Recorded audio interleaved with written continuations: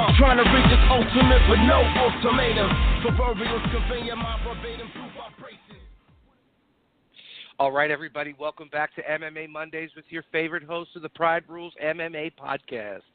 As always, we are sponsored by 80K Fightwear, Black Hole Jiu-Jitsu, Madama Jiu-Jitsu, and thank you to our buddy Kareem. We are now sponsored by Westlake Financial. I am your I need a loan. Tommy D. Joined with me by my two brothers in arms, El Professor, Omar Sangarima, the freckle-faced assassin, the happy casual, Chris Gucci. What is up, fellas? We're gonna add hardcore to the happy casual because it gives the misinterpretation that I'm just some type of casual fan. Happy casual hardcore? Yeah, like hardcore that. happy That's casual. Sounds like a video that my cousin Dean used to have, happy casual hardcore. Oh, I don't think it had anything to do with MMA, though. Covered in DNA, I would imagine. Probably got that.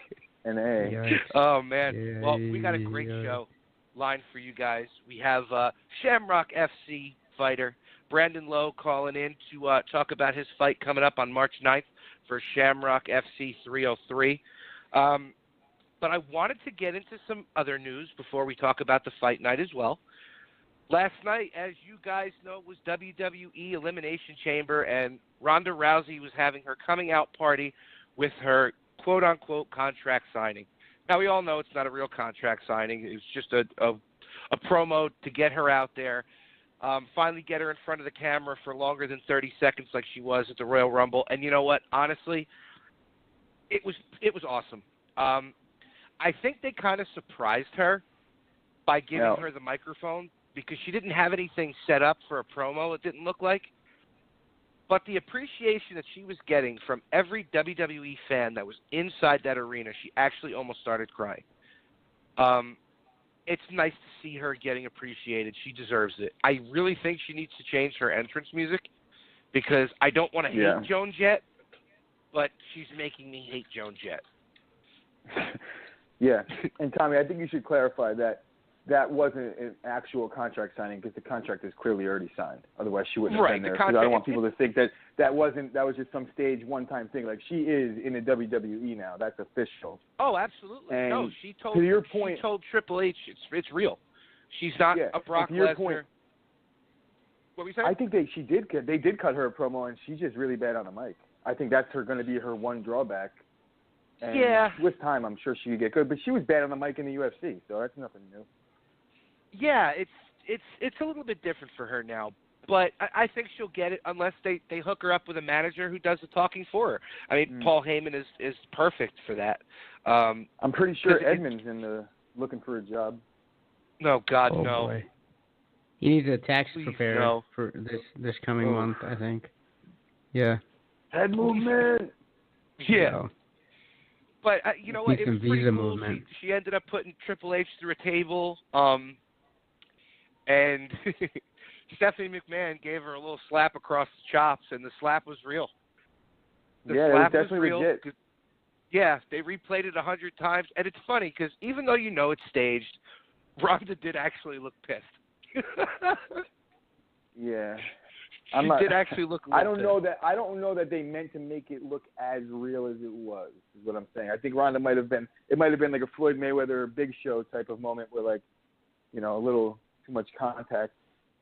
Maybe it was Ronda's inexperience too. Who knows? Big Show told him to break his nose. He said the only way this is going to work, you have to break my nose. Big Show, break my nose. What the fuck? That's fucking crazy. Yeah. I'm good. Don't break my nose. But, yeah, it was just nice to see her get the appreciation. You know, like Omar was saying, she's a fan. She loves the business. You know, her family was in the business from her uncle, Judo Gene LaBelle. So I hope this is going to be a great career path for her because who knows what Travis has got left in the tank. Money's got to come in from somewhere, so you might as well lean on Ronda. What do you think, Omar? I think he's ready to do a calendar, right?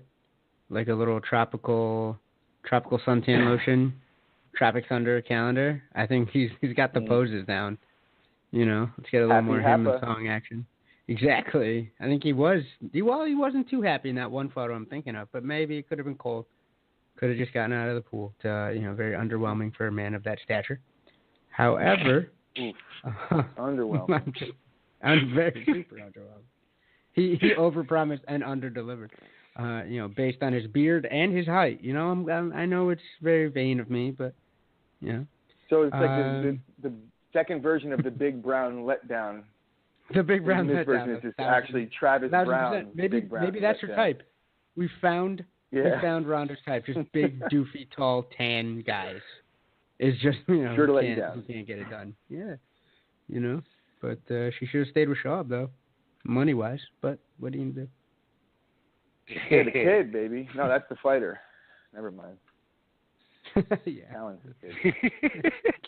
But yeah, I don't think Ronda has a chance to fail here because they write the storyline for her. They didn't bring her in. This is big money they're putting into this. They didn't bring her in without a plan. So I'm pretty sure it was Kareem that was speaking in the chat earlier about how Ronda's done. China's done, just like China arguably had a pretty solid fucking career, all things considered, and she's not Ronda Rousey. This isn't a she had a great film career too. After wrestling, tremendous thespian. Yeah, but they're entirely jokes. different things. I got what he was saying, where she had to wrestle men because at that time there weren't enough women. Yeah, it was WWE. a different fucking. It was a whole other. Like, who was there? Was even Sable there yet? Brock's wife wasn't even there yet. Yeah, but she was like they weren't going to put her against China because they knew that it wouldn't even make any sense. Now there's enough women that are inside that division. They have their own division to where there are people for her to wrestle. They know that they can't make her be the unbeatable woman because she's been beaten already, and I think that makes it actually a little bit better because if she had left the UFC still undefeated, I think they might come in and privilege the shit out of her as the longest reigning champ in Divas history or some shit. They might just go fucking rogue like the UFC did with Conor and Ronda. And just say fuck all the vets and just this is what we're going to make the most money on, and that's really what it comes down to. You saying she gets the Andy Kaufman belt? Is that where we're going with this? Possibly. Just break all the rules? I guess that's the major question that everyone's asking is where are they going to go with this? Which is I guess part of the intrigue. I mean, I just think that the way to go with it is to make the most money possible. You create this most hated and most loved at the same time. You make her the champion, people are going to hate it. And people are going to love it. And you're going to have that almost like Mayweather, root against her, root for her faction of people where it's just split down the middle. And that's the best way to make the most money. So I feel like that would be the direction I would go with it because it's the writer's choice. They already said what do you think of that theory? Hold on, what? The writers? Wait a second. Yeah. No. Oh, yeah. They already said she's not getting a title shot right away. She's going to have to work her way up to it. And you know what? I think that's the right way to go. If you give her a title shot right away, I think you're going to kill the gimmick. So get her out there more. Get her some matches in there. I wonder if she's going to lose on her way to the title shot. Well, we'll see. We will see. But, we wish her, the best of luck. And I have Raw on right now. Just to nothing see but love, yo. Ronda did a lot. If she pops up. So, talking about the pro wrestling with Ronda, let's talk about an MMA fighter who thinks that he is a professional wrestler. He was actually a pro wrestler 2 weeks ago in New Jersey, for the record, at Wrestle Pro event where he fucking wrestled Tyquil Woodley. Go figure. But go ahead. Yeah. Well, yeah. So exactly. We had the UFC on Fox card, which was an amazing card. I thought it was really good for a free card. Absolutely. Platinum Mike Perry lost. I mean, it was a brutal loss. He was getting pounded. But of course, that division, man. Yeah. Another guy out of nowhere. It's semi-legit looking. Of course, for no reason whatsoever, Colby Covington took to Twitter with this tweet. Hey, Platinum Perry, maybe having your ratchet horse-faced girlfriend as your head trainer is the smartest idea on planet I have so many good things to say about this. But hey, when you're the product of cousins fucking in Ocala, Florida, how strong can your decision-making skills be? Jesus. This was just fucking wrong. But the best part about this was the MMA community, including the UFC fighters, just started lambasting this motherfucker. Kamaru Usman. I mean, Usman's been calling this guy out for a while, and he is ducking and dodging him as much as he can, like Conor and Khabib. He doesn't want that fight. Chris already said that, and so did you, Tommy. Like, the two of you called that. He does not want that fight. He'll get exposed. I wouldn't want it either because he's in a position where he almost for no reason other than the fact that, I don't know, the Maya fight, I guess that is a reason, but he's like ranked higher than Usman, but I don't know that he's better. Yeah. He's not getting a title shot. He's got to beat somebody else other than Damian Maia to get a title shot. To be the man, you know what you got to do. Ric Flair said it best. Yeah. You got to beat the man. Ric Flair turned 69. Nice. Yeah, he did. Happy birthday, Nate. But he's having a hard time keeping those alligators down. Problem? Seriously, what is this guy's fucking malfunction? He's a what piece is his of shit. Malfunction? That's, I mean, just flat out. Did you see the follow-up? Of course. Go ahead, please, Chris. I know you got something. Here's what I think about it. All right, first things first. If Colby Covington is a douchebag, which he certainly is, 100%. Platinum Mike Perry is like the father/mother, whatever you want. He's the biggest douchebag in fucking MMA. So it's 100%. like I'm not really overly concerned with what he's saying to the fact that he's saying it to Mike Perry, because Mike Perry's kind of the same way. Now that said, I don't know why he's calling out a guy that's coming off 2 losses just to be funny. I mean, like, you're not like posturing for a fight there, so it looks very petty and childish. He's not calling the guy out. I know, that's my point. Girlfriend. That's my point. It's not like he would have a point if he was like trying to get a fight with a guy ranked higher than him. Like if he was like, Woodley, your girlfriend looks like a horse, then, you know, like then I would be like, all right, he's trying to get a fight. But he ain't trying to get a fight. He's just talking shit. Now, all that said, Mike Perry's girlfriend does kind of look like a horse. So he's not entirely wrong. And Chris Gucci tried to feed her an apple, and he almost lost a hand. Don't even start with me, Tommy, with your fucking, I don't know, the Reverend High Roller, all high and mighty all of a sudden. The white knighting? High ground. I don't buy it. He's white knighting. For 1 second. He's come off your cloud of judgment and at least acknowledge the fact that girl should not have been in his corner. That's fucking crazy. He's right about that. Like, that's just absurd. You get 3 corner people. You got your girl in there? What the fuck is that? How? Got his girl wiping his face off and shit. Like, what the fuck is going on? So what? Tommy. He's not the only guy who's got his girlfriend in his corner. There's another fighter whose girlfriend's in his corner, too. I don't remember the guy's name. Is it like Pat Barry? Is it like Gil Melendez? That probably says it all. Their girls are fighters, bro. Like hold on, that probably says it all. If you can't remember his name, he's not. It might not. He might have to sub out. All that well in his fighting career. Yeah, I hate to say it, Tommy. For a guy that talks the amount of shit Mike Perry talks, I mean, he's got to take some of it coming back his way. He doesn't shut the fuck up, ever. Yeah, but what's the point of talking shit to a guy who's not even ranked? There's no point to that. I agree. And I don't want to make it sound like I dislike Mike Perry because he talks shit. I don't mind him talking shit. You know that. I like all fighters that talk shit. I actually appreciate his realness and that he just says what he wants. I just think he's a douchebag. I wouldn't hang out with that guy in real life. But I'll interview him on the show if he wants to come on. I mean, by all means. Mike? I don't know. That's all I got on that. It just adds to the shitbag nature of Colby Covington. Like, I don't understand how a guy like him has fans. Because it's no point. Like, and you know the beauty. He just. I mean, I hate to say it, but we're talking about him again. He didn't fight anybody this weekend, and we're talking about him. So he's doing something right in that regard, where he's in the news and nobody fucking heard his name all week, and all of a sudden everybody's talking about him come Monday. And he must not be doing anything that right because the UFC is not setting him up with a fight. Is he asking for too much money? Like, I don't know.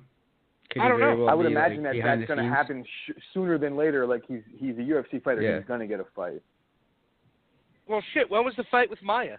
Because that wasn't a while ago. A short note. That was centuries ago. That was like 3 months. That was like 3 months before the Verdum fight with the boomerang. Yeah. So He's been sitting on the shelf a while, and the UFC's not doing anything with him. Probably because he's annoying and stupid and asking for fights that he's not going to get. You are not getting Tyron Woodley. No, and he shouldn't even get like you an got RDA outstruck or by anybody Damian Maia. As much as Dana White hates Tyron, he's not going to give him Colby Covington. You know? Because I can almost see Dana giving him to him just to be like, here's another shit-tastic pay-per-view. No, I hope you don't get any points. Give him someone really difficult. Don't, all right, he beat Maia. Maia's a tough fight. We all know that, especially in Brazil. But, Maia's very one-dimensional. Give him Darren Till. Put Darren Till on there. Yeah, give him a Till. Give him a fucking... Yes. Give him, Now, you don't even have to do Till. There's so many guys. The division is loaded. I think a guy like... just pick anyone. Usman, too, right? We were talking about it. Or Stephen Thompson. Wonder Boy would fucking probably kick his head off. With no thumbs. He wouldn't have to use his thumbs. He could rest his thumbs. Well, he shit-talked Thompson, too. And it's amazing because Thompson's probably like the nicest guy in MMA. Yeah. Nah. He's no Zach Morris. Super Sage. I mean, they're rivaling each other. They are. Let's be honest. Stephen Thompson is always smiling. He's the Super Sage, senior almost. He's Super Sage's older brother that played varsity in freshman, as a freshman, right? He's always just, he's been really, really good for the longest time. And when Stephen Thompson was in high school, they were like, yeah, but Sage, he's 8 when he gets older. Yeah. Yeah, exactly. He's not going to know. He's not going to know jiu-jitsu either. When he gets older. And they're both karate fighters. That's a good point, Chris. Well done. Yeah. So I don't know. I just think it was pretty lowbrow to talk shit to a guy that you're not going to fight. As opposed to highbrow, as opposed to that. Yeah. It's a new one. I don't think I've ever heard that. Thank you. I don't know. I just think it's weak. Lowenbrow? I've heard of Lowenbrow. It's weak. It's weak to me. But let's move on to the next one. Ovince St. Preux gets taken out by Ilir Latifi. Did any of you see that coming? I didn't. I thought... what I did see? I saw the tap. Yeah, that ref was fucking out of... Oh my God, we can't talk about this enough. How are you on the blind side of a guillotine choke?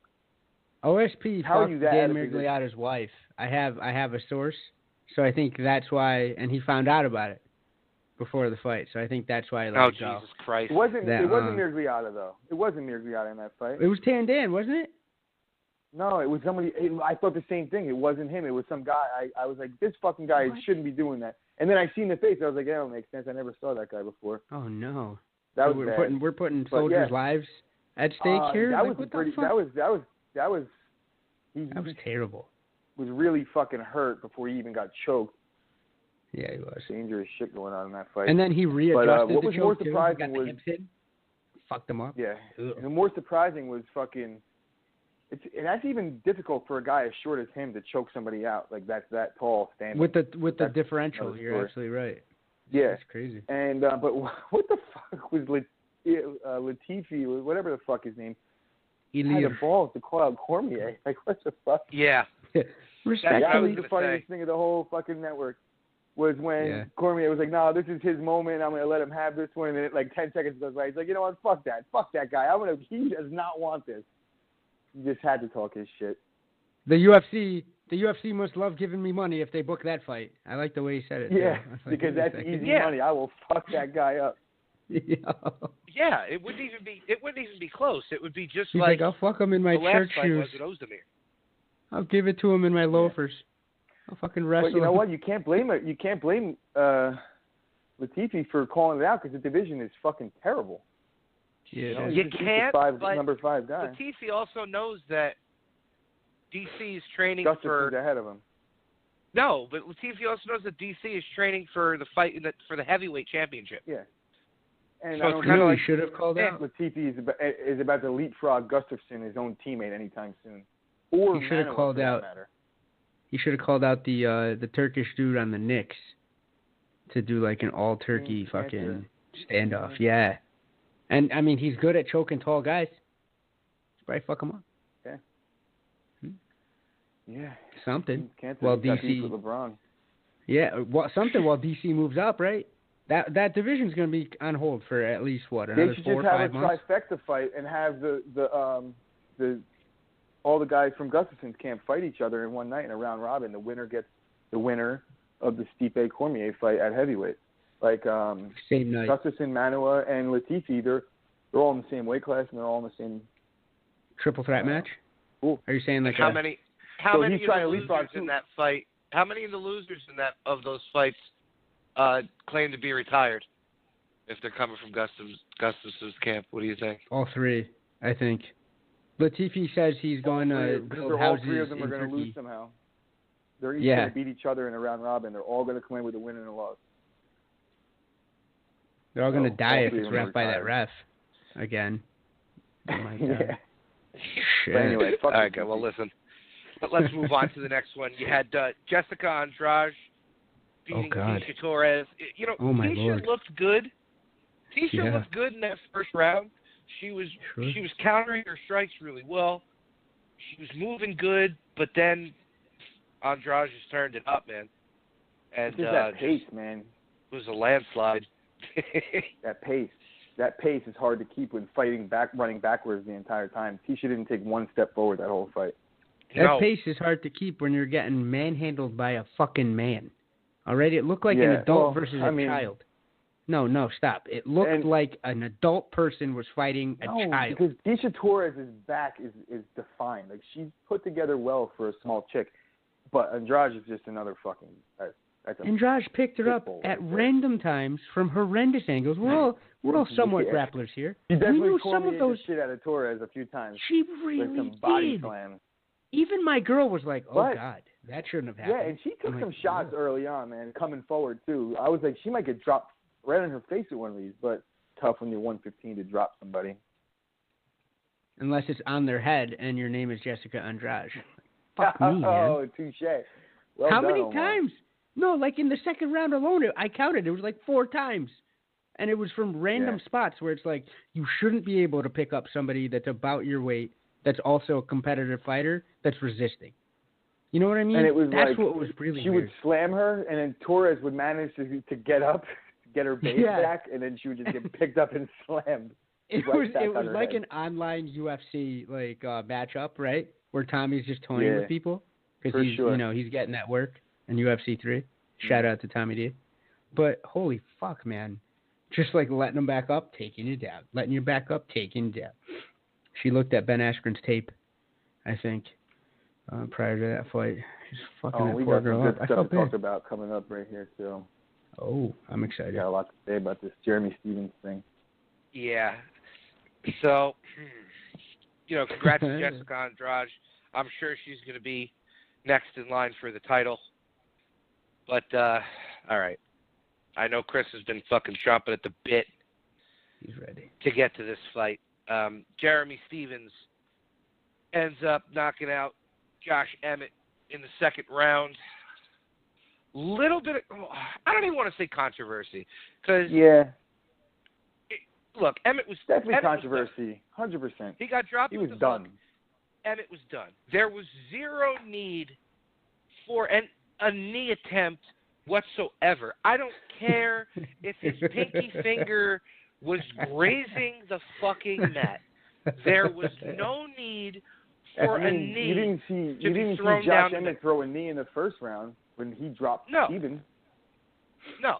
Because there's no need for it. He apparently should. It didn't land. It might have grazed him. That was my line. That was my line. Thank you very much. What's the ruling on this? Because I'm curious about this. What about on the way back? Because it definitely landed on the way back. When he threw the knee, it missed, maybe. But when he brought that leg back, his shin and his knee hit him in the back of the head. 100%. That's a fact. That's my mistake. That's gravity. It's okay. Yeah, it's the initial knee. Even if it grazed him, it could have been not the entire fight stop. It could have been, and Dan Mergliotta was getting in position to stop it. He looked like he was stopping the action. I was like, oh no, don't ruin this fight. And then I was like, wait, he should stop it because he threw a fucking. He ruined it by not ruining it. It was really weird. Yeah, ultimately. Yeah. And then to add insult to injury, elbows to the back of the dome. Now, Which I I'm okay with understand. those. I'm not okay with the last two elbows, but That's what I'm talking about. That's Even an the elbows to the back of the head, none of that was necessary. None of it was necessary. No, those were absolutely necessary. Huh? I think the elbows were absolutely necessary that he threw with the left. After he dropped him, the next 4 strikes he landed were elbows. The last one was definitely behind the head, but he kind of turned. So I'm not mad at that. That's like heat of the moment shit. He stepped back and he postured up I don't know, just for like a the knee. whole ending was that was weird, a problem. But I mean, it doesn't matter. I mean, I know Josh Emmett he's appealing it. Maybe he'll get it on the no way the elbow. No way. Weidman didn't get no love. Yeah, well, I mean, it doesn't really matter because he lost because of the punch. Not to take anything away from Jeremy Stevens. He lost because of those he tattoos. did what he had to do. That's really what it was.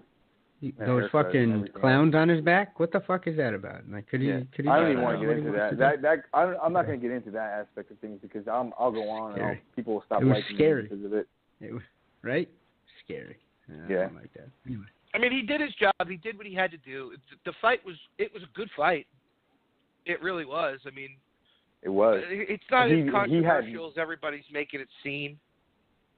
You know what I mean? It really wasn't. Yeah. The knee was definitely unnecessary. I don't even think it was heat of the moment shit. That wasn't heat of the moment shit because he fucking. I don't like Jeremy Stevens. Yeah. But I just don't. I think that if Jeremy Stevens wasn't a UFC fighter, he'd be in jail for being like a violent motherfucker. I think he knew what he was fucking doing. Yeah, I don't want to hear it, but he winded that up. I'm looking at his eyes. That he's not. He's like looking to hurt almost. And I know you can't get in someone's head, but the facts are the facts. Like Dana White's had to bail this guy out of jail to come fight.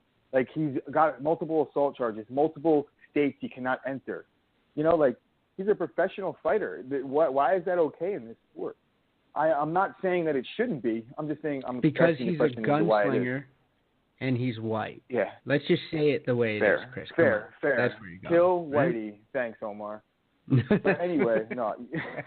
I'm joking, but I'm not. Now, here's my point about it. It's like Jeremy Stevens has got 26 fights in the UFC. After the fight is over, they're asking him, was that knee, did you land that knee? He's like, I don't think I landed it. Well, did you fucking land it or did you not land it? Because you were there. It was your knee. He's a veteran. He's a veteran. He's not going to say yes for sure. But listen, he's like, Josh Emmett was sitting on his ass, on his like hip, and his knee was down on one leg, right? And Jeremy Stevens is like, yeah, but he picked his hand up. As soon as I seen him pick his hand up, he was no longer down. And I'm like, wait, but he was sitting down. Your hands have nothing to do with it if you're actually on your ass. Like you could have 0 hands on the ground, and you're still down. You know what I mean? He couldn't understand that. You can't be 26-fight veteran and not know what is a downed opponent. That's dangerous. It's just super dangerous. Like these guys, they're thinking they're safe because they're fucking sitting on their ass, and all of a sudden they got a knee flying at them because their hand is up. The fuck is that? I mean, you understand what I'm trying to say, right? Hope I'm articulating this properly. Oh no, absolutely. It's just it was a shitty ending to what was a great fight. We'll put it at that. It was a shitty ending to what was a great fight. I'm not a Jeremy Stevens fan either. But what are you going to do? I don't think that this fight warrants him a title shot like everybody's fucking thinking. I don't know how Josh Emmett ended up being being ranked number 4. But hype. I don't think this warrants him a title shot. Total hype. I think he needs to beat somebody that's... No way, man. I think he needs to beat somebody that's in the top 3, and I don't think he can do it. Let's just explain this to people here. Frankie Edgar beat him fairly recently, right, and hasn't fucking gotten his title shot yet. Like these guys have been putting in work, haven't gotten title shots yet. I don't even think that he's higher than Mendez, and Mendez hasn't fought in forever. Like Mendez comes back and is immediately higher than him, maybe 1 win away from a title shot. Jeremy Stevens, he's been around, but who's his big wins? Is Emmett and Duho Choi? That's his biggest, most notable win. At 145, yeah. I mean, his biggest win is Dos Anjos. Yeah, but that's fucking forever and a decade ago. Exactly. Exactly. Dos Anjos' head actually grew as a result of that uppercut. I don't know if you guys have looked at the footage. I was doing some science work. Who? It's true. Dos Anjos' head. Josh Emmett. Oh. No, Dos Anjos' head. Yeah.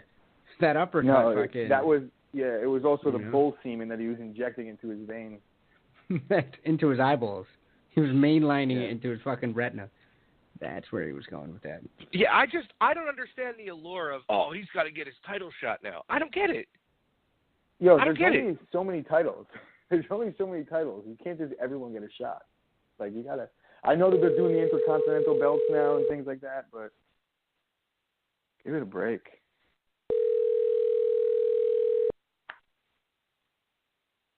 Hello, you have reached Movie Phone. Hello. Brandon? Yeah. All right, everybody. We have Shamrock FC fighter Brandon Lowe on the line tonight. What's going on, Brandon? How are you, man? I'm doing good. How are you? Oh, we're hanging in there, man. Did we? You're not just coming out of training, are you? I'm finishing up at the gym now. You're all right. All right, man. So, March 9th, you got your big fight coming up against Trayvon Crawford. What can you tell us about your opponent? It was. I had my original opponent back out 6 weeks out, so he stepped up. He's a scrappy kid. He's small for the weight class. I can't sleep on him. He's a scrappy kid. He chose to take the fight. He made the comment of saying that, I'm going to show him where he's at. Well, hate to break it to him, but he's not on my level yet. Yeah, you're definitely up there. You're coming off a 3-fight win streak. So how's the training going? Training's going good. It could always be better. I think that's the nature of the beast as an athlete in any sport. You're never happy. You're satisfied, but I think that's what makes you push harder and get in the shape that you have to be in, especially for fighting. But training's going good. You always got bumps and bruises, but you just got to roll with the punches and keep going. You never want to be complacent, right? Yeah, absolutely. All right, man. Well, listen, you are on with my two co-hosts, Omar and Chris. I know Chris has some questions for you. So, Chris, you're on the line with Brandon. Yeah, man. I was looking at it, and I know you had 16 amateur fights, but I seen that your first pro fight was in Bellator on like a pretty decent-sized card. What was that like, nerve-wise, going into your first fight, being on a big show like that? Well, it was definitely a game changer. It was a nerve. You're always, I don't care what people say, you're always nervous for a fight. You never know what's going to happen. I always say every fight could be your last fight. You never know. Something could seriously happen in a fight to where you're injured and you can't ever return. So I think that's why I pushed myself so hard. But yeah, it was like I had a year layoff from my last amateur fight until my pro debut, and then my pro debut against Rashard Lovelace is a freaking phenomenon out of St. Louis area alone. I had a rough weight cut and a rough start to my pro career, but now I'm on a 3-fight win streak, 2 knockouts, and fight of the year last year. So I feel like things are going good. Nice. Now, a little backstory on the Lovelace thing. I see that he's back in the promotion. Is that something that you'd be looking forward to, possibly getting that rematch? You never know. I mean, if they offered me it, I guess I would have to consider it. I'm trying to get back down to 145 and see how things go there. I know he made 45 actually easy, and I was very surprised. But he's got a tough fight coming up the same night I do against Sean Woodson. They're both very, very good fighters. So I'm actually excited to go out there and hopefully whoop some ass and then go out to the crowd and drink a beer and watch that. Nice. Good stuff, man. Omar, you know what else I was looking... Oh, there you go. Go ahead, Chris. No, yeah, Chris got more. Yeah. Come on now. Yeah. Now, I was watching the video of your last fight, and, man, that finish was brutal, dude. And the announcers were saying that the dude was out. And I was trying to figure out what he was out from. Was it those elbows or was it that choke? Because that was tough, it was the elbows because I knew just from luckily having so much experience, I've been fighting 10 years, I knew that I could not finish the triangle from way my back was against the cage. I knew I couldn't finish omoplata because I couldn't roll because of the cage. So I just pulled it out of my butt, basically locked up a reverse triangle, and I was landing elbows, and he wasn't moving. I was controlling his posture so he couldn't posture up out of the triangle.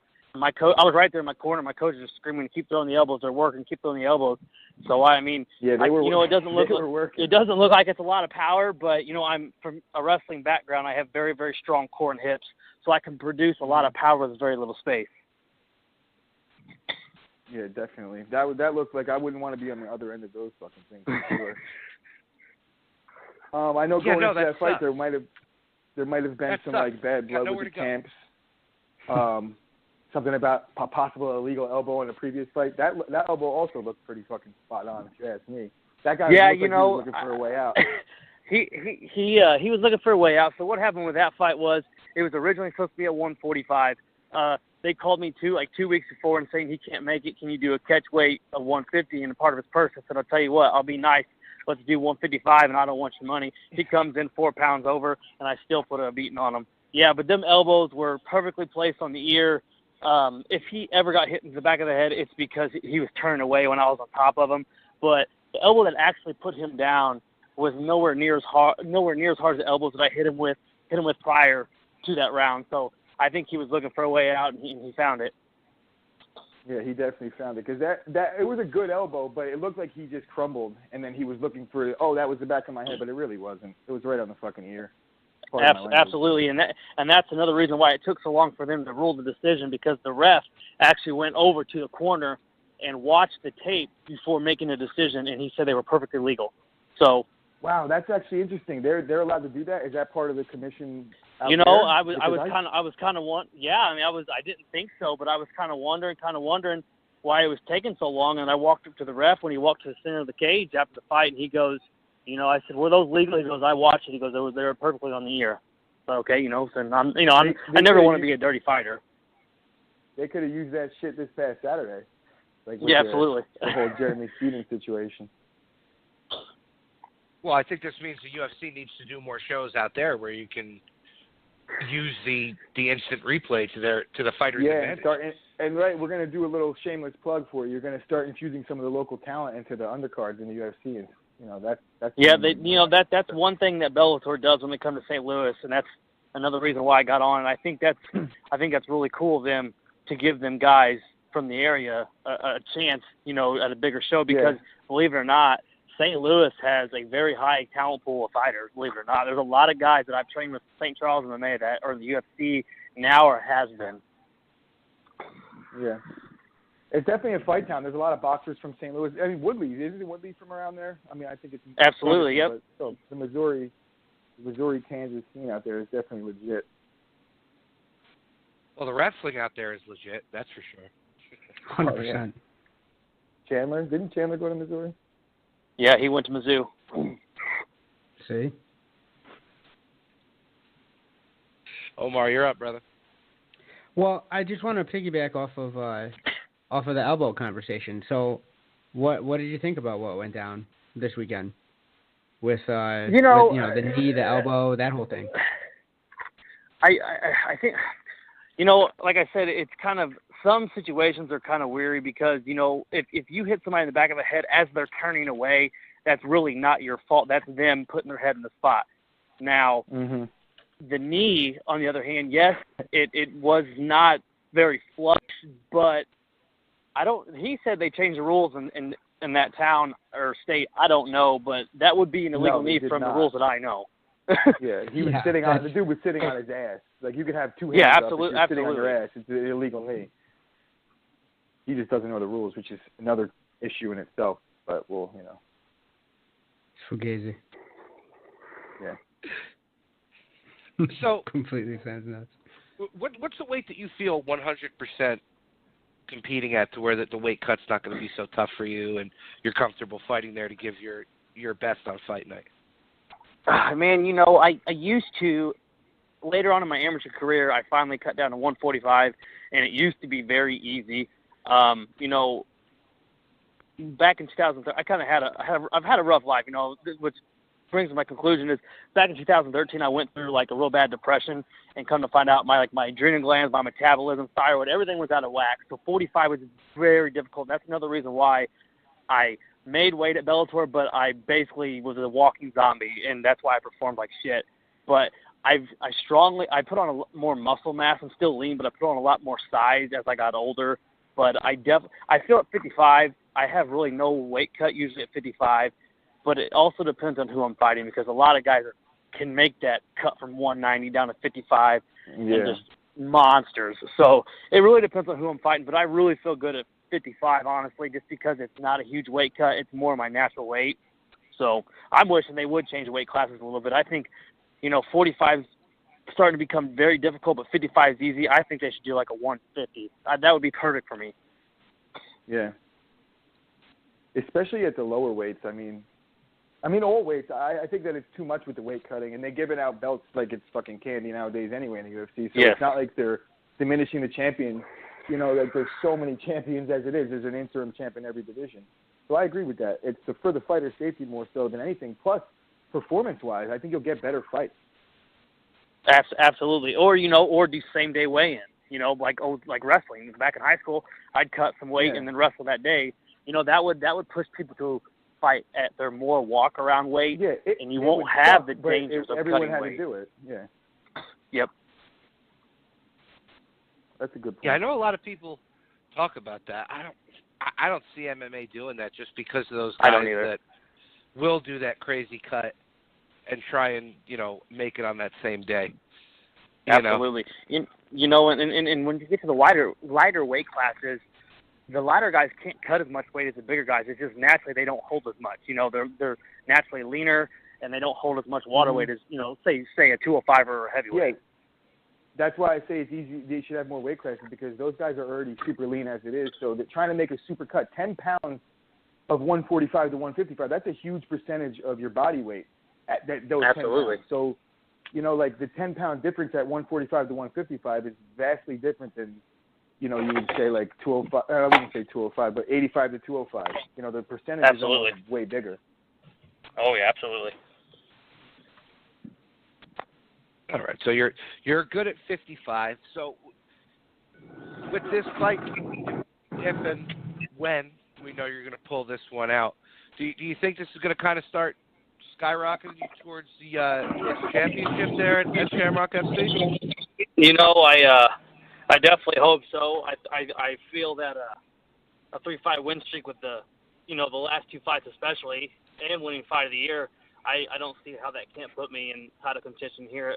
If everything goes well March 9th, maybe hopefully get another tough win after that. I don't see why I shouldn't be fighting for the title. That makes sense to me.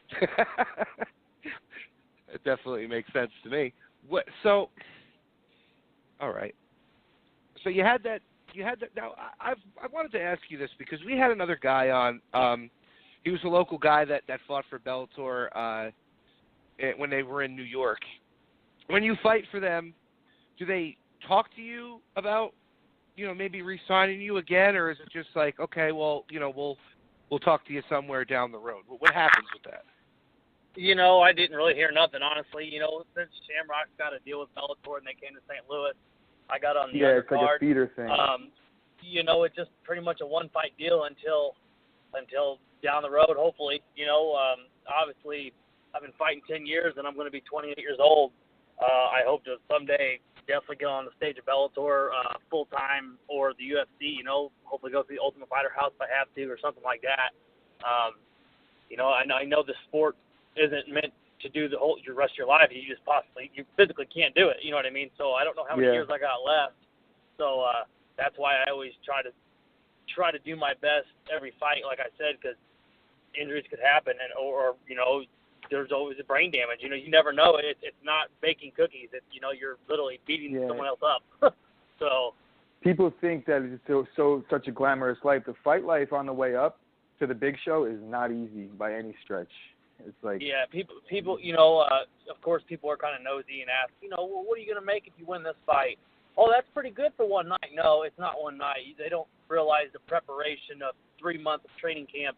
The cost of getting ready for a fight, putting your body through hell. I work a full-time job, train at night, so you're talking about nutrition, and then supplementation and gym fees and everything. People don't realize the grind of what you put your body through. People think it's just all glamorous. Oh, you're you get noticed as this tough guy. I don't care about that. You know what I mean? And when I'm out, I try to say to myself, you know what? Especially when I'm out with my fiance, I try to stay away from people. You know, I don't want to talk to nobody.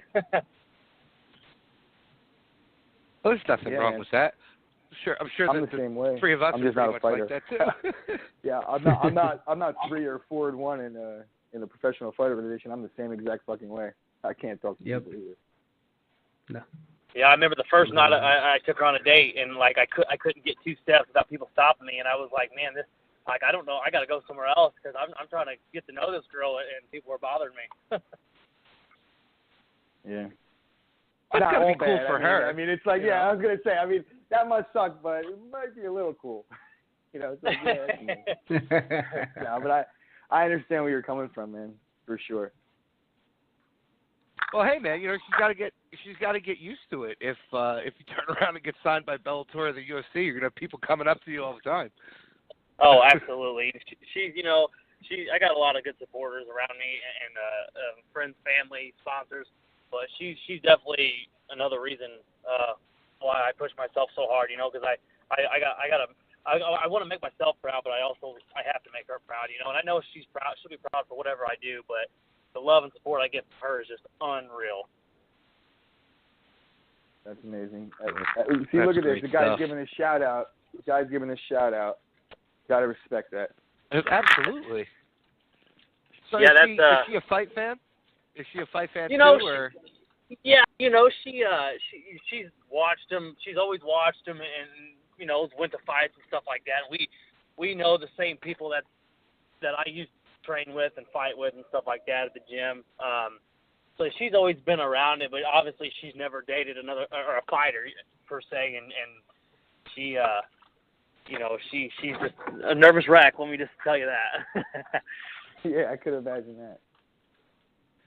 Yeah, I'm sure. Absolutely. I'm sure she's. But you know what? It's nice that you have her to support you though, because I'm sure that there's fighters out there that their wives or their girlfriends, they hate what they do because they don't want to see their husband or their boyfriend come home all bashed up. So it's nice that you have her they support, should be single. You know? They should be single at that point, right? Bushido code. Cutthroat. All right, we're samurais out in this bitch. All right, my man over here is trying to take scalps. All right, and make a name for himself. So people around him better get in line. I'll say it. God damn it. All right, this guy's over here dying to make weight. Somebody's gonna come over and be like, you know. I don't like your life choices. Get out of here. Obviously, because we don't want to, change the subject off your lovely fiance, but to keep it back into the spirit of the fight here. I know you said you have a wrestling background. Other than wrestling, what's your other go-to? Like you prefer jiu-jitsu, striking? What would you say? You know, like I said, I've had very different finishes. I've had submissions, knockouts, all kinds of different things. But I definitely have to feel my jiu-jitsu, my wrestling transitioned very well into jiu-jitsu, especially MMA.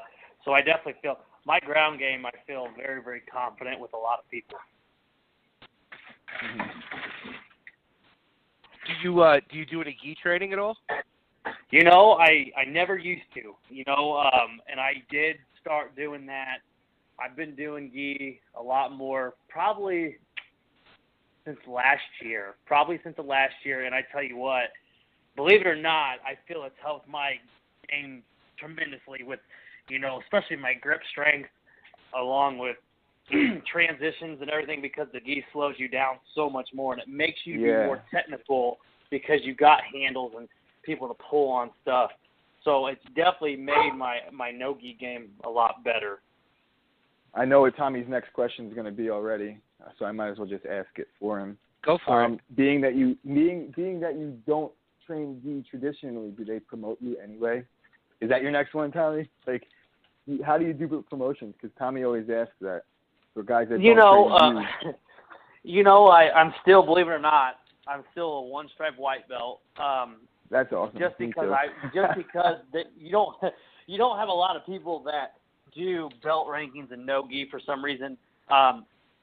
it depends on who I go with, but believe it or not, I can hang with a lot of purple belts, up to purple belts. Yeah. Once I start going to brown and black, that's when they get more tricky. But I can usually hang with higher level purple belts, definitely high level blue belts. Yeah, I would say that the wrestling background definitely helps with that because, I mean, the first time I ever entered the jiu-jitsu room, I was getting caught with pretty much the same thing every time, but I at least had that foundation, you know. Oh, yeah, absolutely. And if I always roll with people that I've never rolled with before, they always ask me, were you a wrestler? And I say, yeah. They're like, I can tell you got really good hips. So exactly. AKA annoying hips. That's what they're saying. Yeah, like they're like, They're with like, a yo. gi, when I wrestled, I never did no gi when I first started. I actually still don't really, but I don't really do any of it anymore, actually, barely. But I just was like, I would just turtle up and I was able to stall for like the entire fucking 45 minutes. Like, they're like, yo, I can't move you. I was like, well, I don't know what to do, so I'm just not going to get choked out either. They're like, but I'm not getting better. Well, I'm not getting choked. So, and then eventually I learned to kind of open up a little bit, but it was tough. Yeah. The transition was definitely hard. I definitely feel that doing a lot more gi has helped my bottom game a lot. I'm a lot more active now off my back. Not just looking for stand-ups. I'm using my butterfly hooks a lot more, and I'm actually sweeping people a lot more and keeping them off balance. Yeah. Yeah, I know a lot of people say that gi has helped them a lot with their no gi. You know, I still stand it. I hate gi. I'll never change. I feel like the gi is less practical for like a real life situation, and more specifically for an MMA fight when you're just going to train, you know, prepare for a fight because there's no gi in there. You know, and here's a prime example. Demetrius Johnson, you know, flyweight champion, UFC. He goes, technically I'm a white belt, and I'm tapping out black belts in fights. You know what I mean? So really, that belt ranking don't necessarily mean anything. But for me to feel good about myself, I would rather call myself a blue belt or a purple belt than a white belt. Yeah, it's personal goals at that point. I agree. It's like that you're going against somebody. You're competing against somebody. You're not competing against the belt, especially in a fight. Absolutely. When you're stripping the jiu-jitsu away from it. So I agree with you on that. But it's for personal gain, progress, and goals, I guess you could say. You set a goal, but I agree with you 100% about the talent level, for sure. Yep, absolutely. So, what other sports do you like other than MMA? Is it just MMA for you, or you a football fan?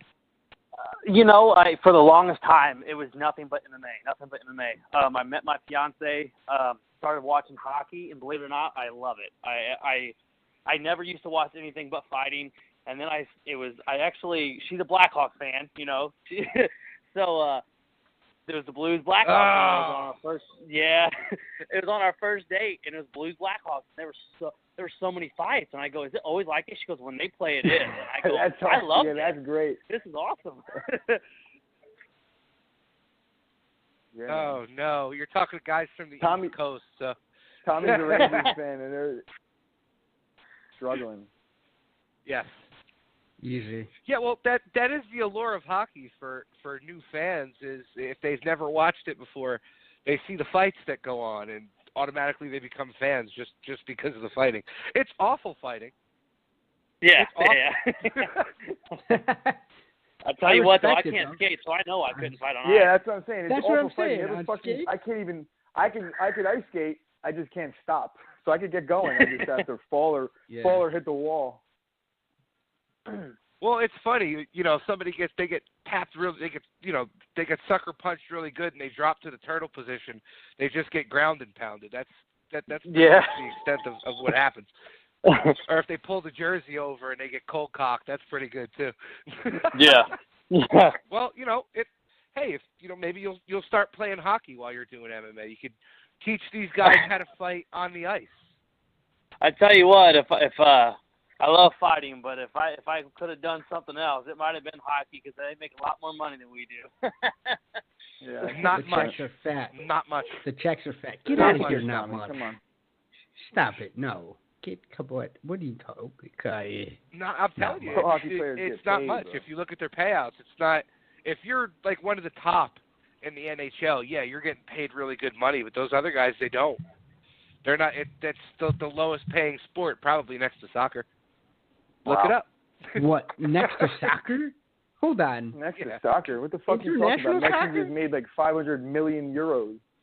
Yeah. International soccer. I'm talking about the MLS. Those guys don't make like crazy. All right, let's get off the MLS. I haven't given a fuck about the MLS for less than a split second of my life. Don't ever say MLS again. The MLS gets the buzzer, Brandon. I'm sorry. My apologies if that was in your ear. I apologize for my language. The MLS I just can't gets accept the fucking buzzer. that slander. Get out of here. The retirement home for aging stars. He's been a lot of fun tonight. I mean, it's great because he doesn't sound all drawn out and just dead from the weight cut. So it's not got some pep to him. And he's just fresh from training too. Got to give the guy credit here. Mad credit. Oh hell yeah. Well, the guy's an animal, like you said, Chris. Look at his last fight. Jesus. That was scary. Yeah, that was a rough one. First round was kind of rough. Yeah, I lit a candle. Yeah, but I was going to actually bring that up. I was going to bring that up. I actually failed to. That was a hell of a comeback, man. I mean, like, it wasn't like, but he definitely had to dig deep in that one for sure. But yeah, I knew that triangle was almost locked up. I was like, oh, he's in good position here. You know, I always tell people if I'm awake, I'm coming. You know what I mean? It doesn't matter how the fight's going. I always have a stance because I just have that I have that dig deep down, don't care what happens kind of attitude. You know what I mean? I accept what can happen. The worst can happen. I get knocked out and I wake up. You know. Yeah, that's the Cowboy Cerrone mentality right there. He's one of my favorite fighters. He's an amazing person to watch. Yeah, I don't know if you've seen the interview of him where he was talking about actually like what it's like to step in there, and it was probably the most. Yep. It was amazing, man. It was like I only seen a 1-minute clip of it, but to hear it put into words like that, where it's like all of a sudden the light's in your face and you're on live TV, that's got to be fucking crazy. I couldn't even imagine. Absolutely. Yep. It's scary. Yeah.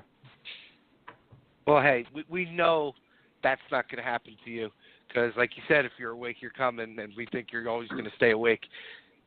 We're definitely pushing for you in this one. So listen, man, this is the point of the show where we give you the floor. Shout out all your sponsors. Shout out everybody that you want to shout out, man. The floor is yours, man. Well, like I said, I definitely want to give a shout out to my fiance. You know, she's one of my biggest supporters. She, you know, I got to say, she always asks me every night, man. She's asking me, how was training, good or bad? How'd you eat today? How's your water intake? So, you know, she's one of my biggest supporters. My brother, he's my manager. He deals with a lot of stuff, you know, outside of the cage, business-wise. Definitely want to get Ed Drash, one of my good friends. He sponsors me. He takes very good care of me. And definitely want to give a shout-out to Damsel in Defense, Celsius Cryotherapy, Pie-Saw Body Art, Tattoos by Kirby Little, Hollowware, Sheer Chiropractic, and Whole Street Productions, man. I don't know if you guys have seen them clips of them videos that they're putting out, but I tell you what, watching them gets me amped up. You know, they do very, very good production company. Shout out to my friends and family, man, and shout out to you guys for giving me a call and giving me a chance to get my name out there and stuff like that. So open door, absolutely, man. Thanks for coming on for sure. Definitely open door policy with you, bro. Appreciate it so much. Yeah, man. Listen, best of luck March 9th. We're going to be watching. We're definitely going to be rooting for you. And like these guys said, bro, whenever you got a fight coming up, anything you ever want to promote, you got my Facebook. Hit me up if you ever want, when you want to come on again, and we will have you on, no problem. Awesome. I appreciate it, guys, and I'll be getting a hold of you again. Hey, good luck. All right, bud. Brandon. Well, listen, good luck, man. We look forward to watching you win on March 9th, Shamrock FC 303. Have a good night, brother. You too. Thanks. Take care. A nice interview right there. That was good. That went well. And we should tell everybody how to watch that fight. Do we know? I wanted to say that, but I didn't want to cut him off. The fans know where to watch this fight, how to watch this fight. I'm going to talk to Jeremy. I'm going to talk to Jeremy, who's the PR guy for Shamrock FC, to see how we can get it out there. I know you can go at Shamrock FC's website and get it there. You could probably get the virtual tickets there. Yeah. the last time we had Aaron on, he didn't know. Yeah, and you know what else too? I mentioned before. He actually had mentioned his only loss is the guy that's fighting on the main event in this card, and he's an absolute fucking killer. This guy. So you get to get a good idea as to who we were just talking to just by watching both those fights. And like I said, I think that would be a nice setup if they both won. You know, they're both only got one loss. Lovelace has been in Bellator. I think he's got 3 fights, and he's 4-1 or 5-1 in his career. So it's interesting to see him back down coming off 3 wins, but see how that goes. I'm interested. Yeah, in and it's amazing how, you know, Brandon's been in the sport for 10 years already. Yeah, crazy, and then, right? you know, 16 AMI fights, man. He's 11-5, I think it was. I mean, not many people will fight that many times on the amateur rank. I guess in the older days they might have, but. Well, that's either him wanting to completely hone his skills or his coaches being like, look, we want you to have these amateur fights so when you become pro, you're going to be ready. I mean, like you said, Lovelace is a killer, and you know, he had a rough go of it at Bellator when he fought him, but he had a tough weight cut. And that was a big card, man. I was looking at the names like Bobby Lashley was on that card, Chandler, Pitbull. You know, there was some fucking guys on that card. Definitely, I don't know, man. That's a lot of nerves to deal with all of a sudden. You're going from the amateur cards, you know, to all of a sudden you're fucking at Bellator. Like, wow, that's got to be culture shock major right there. You can watch it on the website, guys.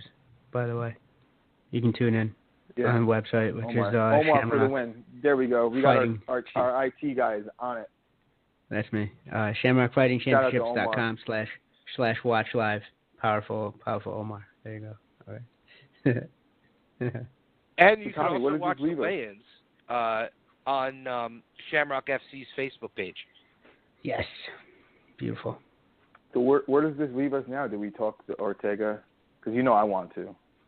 Yeah, I mean, we're gonna do a video this week, but we could talk it up a little bit right now. We're definitely gonna do a video this week, whether Omar decides to be in it or not. It would be nice for us to do the old YouTube way, but if what? I'm boycotting just because none of you have seen Black Panther, so in a show I've seen Black Panther. What are you talking about? What are you talking about? What there are those? hasn't been a good stream online yet. Sorry. Oh, that's terrible. Come on, man, support your boy. Black Panther. Chadwick Boseman. Bro, I pass out in movie theaters. The second those lights go out, so do I. I know. It's good to know. Take you to a movie, Omar, Robbie. I have not Googled this and I have not IMDb'd this, but it was bothering me since I sat in the movies and watched it. The guy that plays the Black Panther, what the fuck else is he playing? He plays a football player or something. Jackie Robinson. Does he not? He played 40. He played Jackie Robinson. Yes, thank you so fucking much. 42, there you go. Right? Yep. Oh 42, my goodness, yep. That's been bothering me. I should have just fucking Googled it, but. Hey man. I like that guy. I got you. Yeah, he's awesome. Mm-hmm. So. Yeah. All right. So instead of talking about the rest of the card, let's just talk about one of the only fights that actually fucking means anything on this card. Oh boy. Like you wanted to talk about, Chris, Frankie and Brian. The only fight then that I mean that's not true. I like a lot of the fights. I just hate the main event. Is Cyborg fighting? But Come on, that one matters. Yo, Triangle City is coming to town, boy. I'll tell you that. Dangerous for Frankie. I got to give Frankie all the credit in the world, but I don't know that I would be advising him to do this. I get it, he's a company guy, but this is a big risk for him. A lot of momentum. I don't think it has anything to do with being a company guy and everything to do with wanting to get fucking paid. I mean, he hasn't I agree fought. with that. He hasn't fought since the Yair Rodriguez raping. And not only that, he's had 2 camps. This would be 2 camps. That's tough. Has it been that? Paying for camps and paying for fucking this, that, and the other thing, and then to go to shit due to an injury, that's a fucking raw deal because you don't get that money back. But Frankie's got other ventures. I mean, he's got the Supplement Iron Army going on. I know that who am I to count anybody else's money?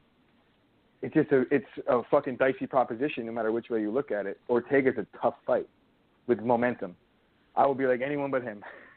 Take anyone in the division but him. I'm good. I will fight him. Well, but let me fight Max first. I think Frankie knows that because he said it, the clock is ticking. But if Frankie ended up beating Max, which I think that there's a chance that he could, Ortega was next in line. So, of course. Either way, he was going to get this fight. I like this fight. I'm excited for this fight because I can't wait till this thing gets to the ground. You're talking about two masters of the ground game. What do you think, Omar? Yeah, but does Frankie... Oh, go ahead, Omar. I'm sorry. Oh, no. Go ahead, Chris. Omar. No, does Frankie... No, you go, Omar. Omar, you go, because Oh. I want to know what you think about what it's going to do to the ground, because I don't think Frankie even wants to. But go ahead. I don't think Frankie wants to go to the ground, but, I agree with that. But I just think that, yes, T-City is a singular talent, but it's been always what I've seen that when the levels of ground game are anywhere sort of close, the person that's really good at controlling on the top is going to know enough to stay out of trouble. It's harder to submission defense than it is to submit. Plus, Frankie is no slouch himself in the jiu-jitsu department. He comes from a very, very solid camp as well. So I think he's got to be at back least in the brown day. belt. Yeah, and he's a black belt. At least he's a black belt. All right, yeah. So that's no, he's throwing. So he's it's not throwing like shade. Under Renzo Gracie, he's a black belt. So his jiu-jitsu is fucking on point. It's legit, And That's why it's I said I can't wait till it gets to the ground. The fact that you just downplayed it makes me want to fucking throw up. Why? Well, here's my point, Tommy. I agree. It. Like, I would fucking love watching those exchanges on the ground, those scrambles. I just don't think that it's smart game plan for Frankie because he's got way better footwork and way better hands, at least that we've seen. Ortega does have big hands for 5 rounds for the division. And fuck him up, right? Yeah, like I feel like Frankie could take him down and back off and like just collect 3 takedowns and not actually engage on the ground, back out. I just think that scoop doubles would be a big part of this fight if it is going to the ground. And he's going to come down and try and come down in like side control so he could back out when he wants. I don't know that he wants to be in that guard. Yes, dude, it's exciting. It really is. I mean, the Max fight would be exciting for sure because anytime this is Max almost is a better fighting, fight. This is almost a better matchup just for the fans. Like Max, I think is just too much for Frankie, but I know you don't agree with that. I just think Max is another level right now. I don't know, man. Ortega, we might be seeing Ortega versus Max in 3 months. Maybe. And if that's the way the universe has it, that's the way the universe has it. I'm not this is one of those fights where yes, I'm pulling for Frankie, but I'm not going to be as upset if he loses because I like Ortega. Ortega he's a likable guy and he's an almost home team. I mean, I feel like him and Frankie have some affiliation connection with just the Gracie situation, right? I don't know, but, like you said, big ups to Frankie for having the fucking brass balls to take this fight.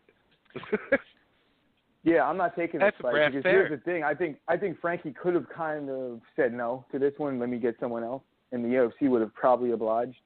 But then it would have looked like a pussy in the fucking if that got out, which it would have. Then somebody would have leaked that happened, and I think that somebody rhymed with Hana Height.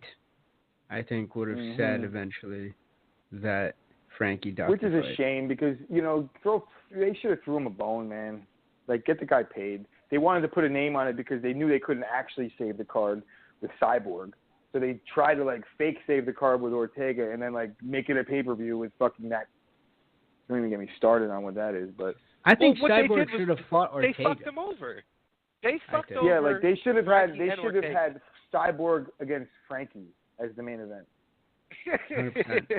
100%. I'm not even. You know what? And Frankie's got his hands full on that one. Still. Balls. Yeah, He's got a big handful of balls. That's what they did. Big old Brazilian balls in it. Awful. They fucked Frankie and Ortega over by having Cyborg fight Yana Kunitskaya. Trying not to play him? Trying not to pay him? Yeah, because they're not really? going to make any fucking money on this card now. No points. Exactly. There's no points that are on the table for this fight at all. Right? There's no pay-per-view points on the back end that's going to give anybody any money. Frankie is a former champion, so he might have pay-per-view points in his contract.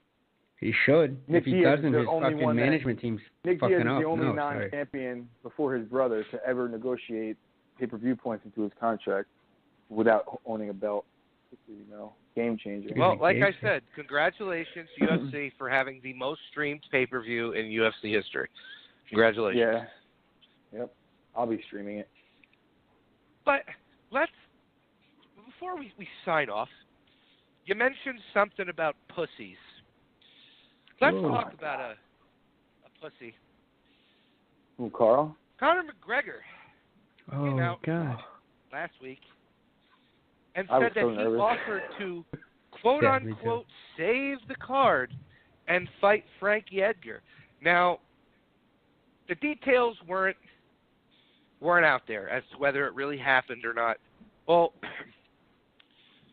Frankie's manager, Ali, I'm not even going to attempt to announce his last name. I can't. Pronounce.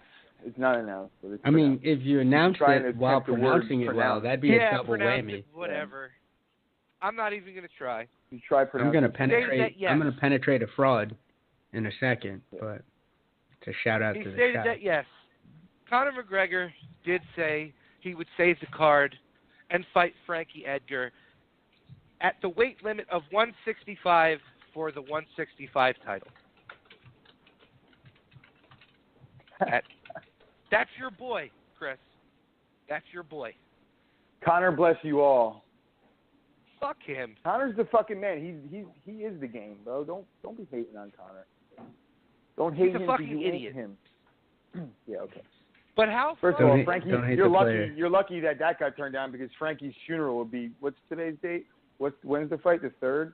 Frankie would be buried on the 6th if he fought Conor. Conor could stuff a fucking takedown from a one-legged wrestler.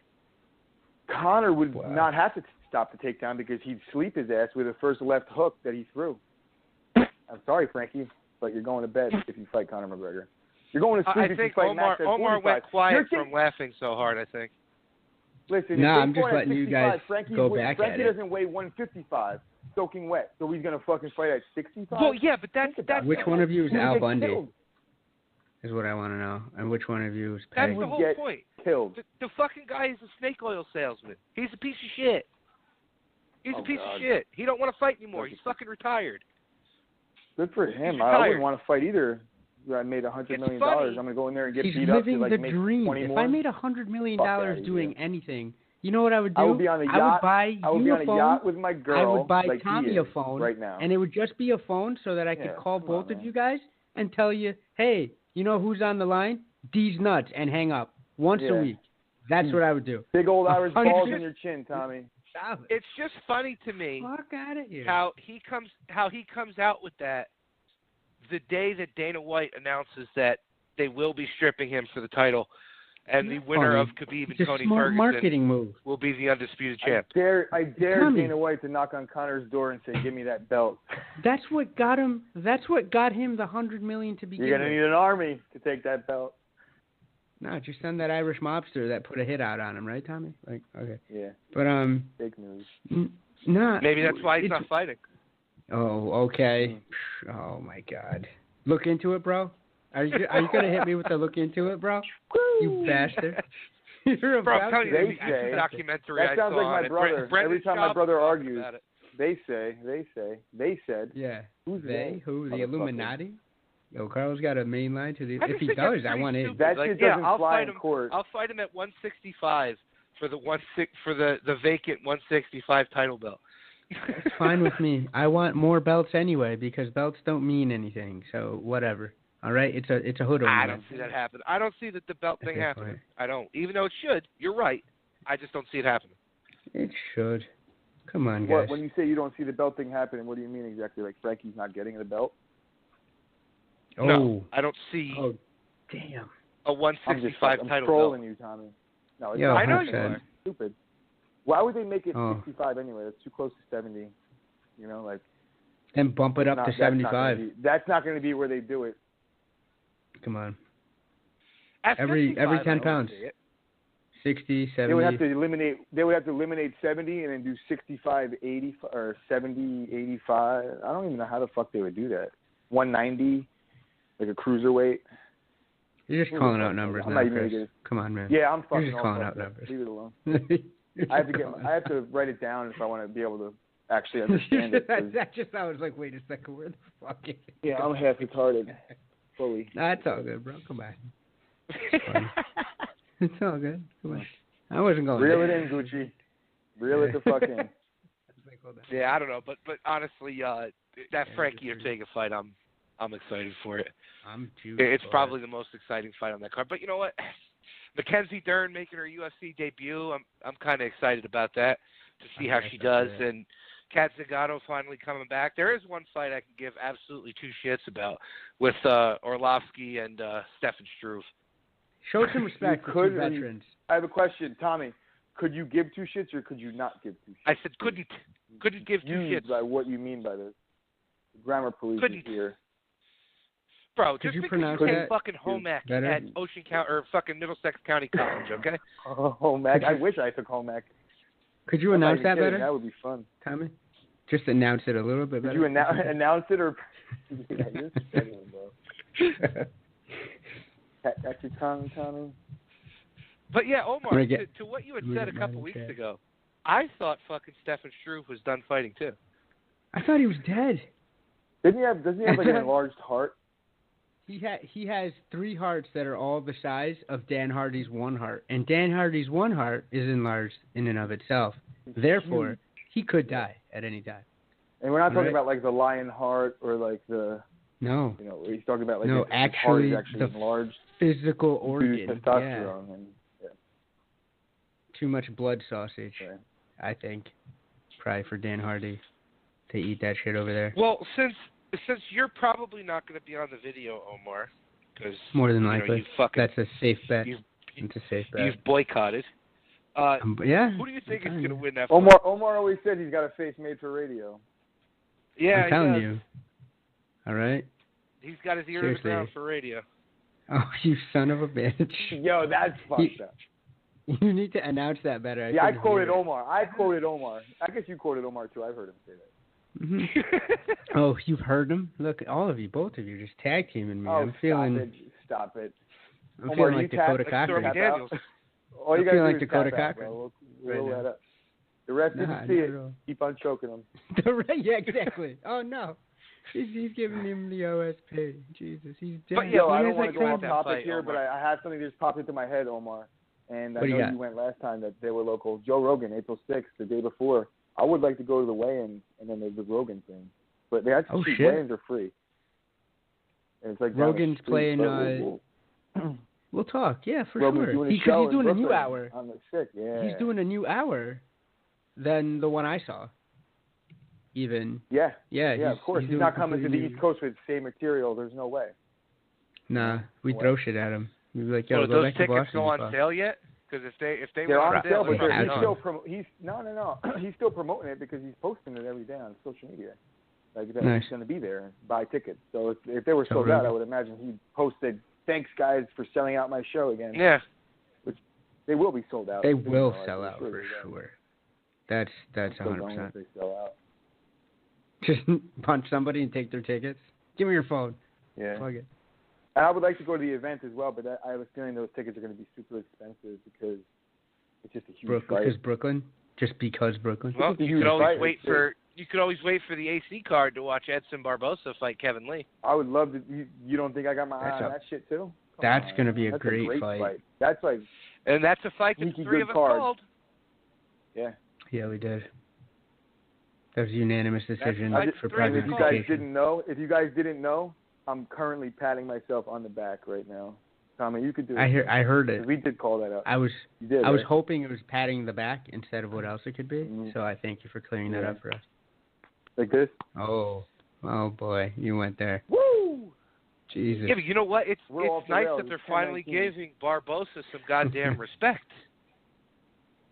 What? Yeah, they could have definitely given him like a lower top 10 guy. Yeah. Coming off the loss but he just fought a fucking killer. And where's Kevin Lee fighting out of now? Did we figure that out? I'm sorry to cut you off, guys. I want it. But no, I like in terms of his camp. Yeah, because he was part of that unfortunate Robert Foles, right? Yeah. Who passed? That's a good question. And so, yeah, I wonder That's a where really he's good fighting question. out. I would imagine. I think he's boys with Woodley. Maybe he'll go to wherever Woodley's at. Could make sense. Semi-local to him too, because he's from Detroit. So being up there in that area would not be too much of a stretch for family and whatnot. Sense. Yeah, I can see it. That's gonna be intriguing. Look at that. Good question, because that's important, obviously.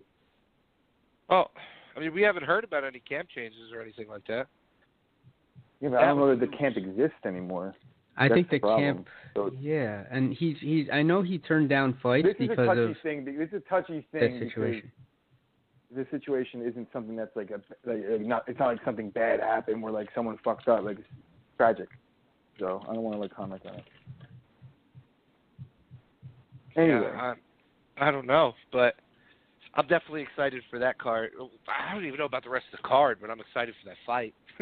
I don't think it took shape yet. I think that the card is going to start to take shape. They give the main event and they start telling other fighters, like, look, get on this card. And usually it's the main event that gets announced first and they fill out the rest thereafter. See, now that's something I should go to since AC is like a half an hour from my house. Yeah, man, we got to get this together. We got to do the Pride Rules fucking meet up. We should probably have this conversation like in a chat and not on air, but really we're just kind of shooting the shit. We kind of way ahead of schedule tonight. But yeah, we got to do that. Well, you know. Tommy's a pussy. I'll do it too. I'll go to Brooklyn. I'll go to fucking. Tommy's whatever. a I'll go to pussy. Vegas. Come on, he just said. Yeah, I'm good. I don't feel like going to Brooklyn. I don't want to get tetanus from sitting in one of those fucking seats there. Bro, yeah. Brooklyn is so gentrified at this point. What are you talking about, bro? Where have you been? Seriously. Get out from under the fucking rock you've been living under, bro. Good Brooklyn. I just love to shit on New York, though. You ain't going to like the Marcy Projects where Biggie Smalls grew up and or Jay-Z grew up. You guys would be They're fine gone. as long as you guys were hanging Blackfoot, with me. You know? We'd be okay. So. Yeah. That hood pass. No, I got the hood pass anyway. It's true. You saw Black Panther, right? So. Especially, I saw Black Panther. You know, especially in the gentrified Brooklyn section. My brother's a hipster now, so I fit right into Brooklyn. You are 100%. They're gonna ask you why you don't have suspenders on. Yeah, that boy. They're gonna ask me why aren't you full. dressed like this questionable individual to This your right. jackalope to my left. And then they're gonna ask Omar why he's not parking cars. Jackalope is a real kind way of putting it. Come on, I was trying to be nice, and then Tommy went full heel. Did you just go full on racist on Omar? 1,000% said I'm a valet fucking driver. The resident racist. He could have gone worse. Really, protege. Could have gone worse. Right? He could have. You know what? But it's a new America, all right? We're trying to make changes here. Oh, Lord. After Sandy Hook. All right, guys. Well, listen, we're going to cut this. Fun off the fucking rails here. Yeah. 100%. Well, hey, man, it was a great friggin' interview. You know, Brandon was an awesome interview. Definitely check him out. March 9th, shamrockfc.com. You can watch the fight live on their website. You can also watch the weigh-ins on Shamrock FC's Facebook page. I might have some things lined up for Monday night. I'm not sure.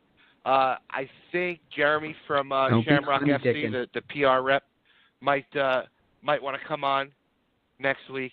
If I could line that up with him, he could give us the lowdown on the organization and everything like that. Plus, he's great. Done it all in the MMA world, from coaching. Yeah, that's to interesting as we get see how these feeder organizations kind of do business with these bigger ones. Yeah. So I'm thinking that might happen for next Monday night. We are doing a video this week. Whether or not it's going to be on YouTube Live, it's probably not going to happen because Omar is off yonder. But thank you. So yeah. Thank you.